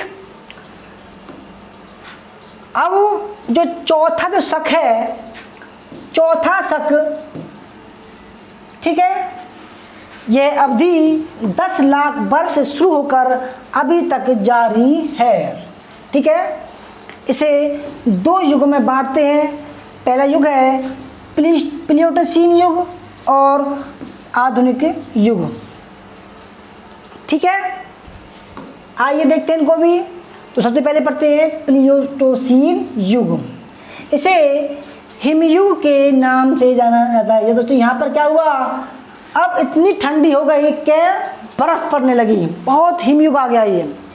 इस अवधि में तापमान कम होने के कारण करीब करीब सारे महाद्वीप बर्फ से ढक गए, जिसमें दक्षिणी अमेरिका, उत्तरी अमेरिका, यूरोप, एशिया, अंटार्कटिका और दक्षिणी अफ्रीका शामिल था, जो आज भी दोस्तों वहाँ पर बर्फ पड़ती है।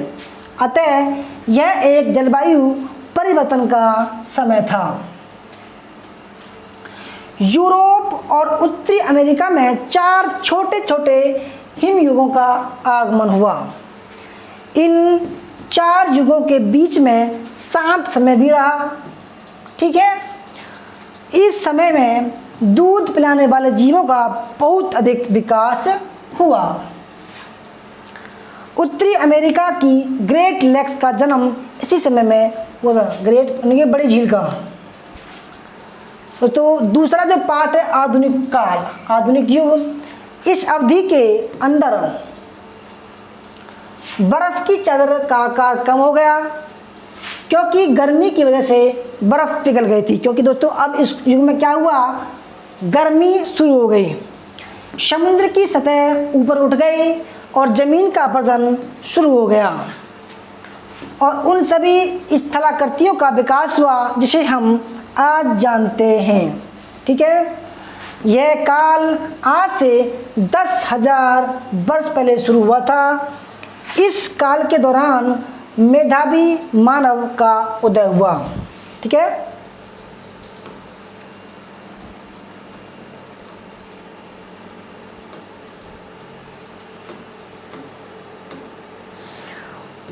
तो दोस्तों देखो अब हम आ गए हैं 10,000 ईसा पूर्व तक।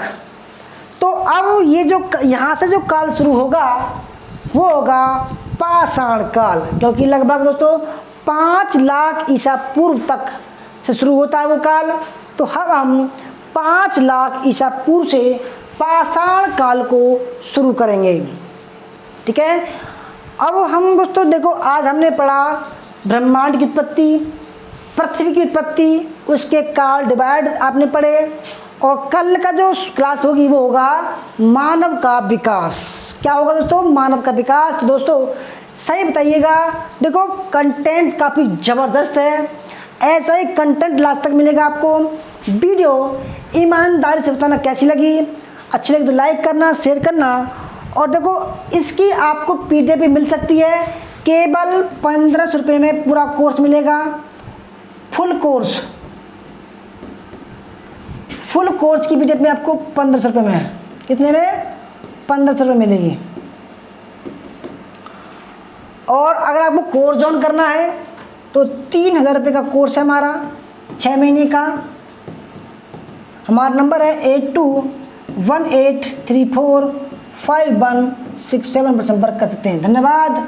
जय हिंद, जय भारत, वंदे मातरम। मिलते हैं दोस्तों कल अगली क्लास में।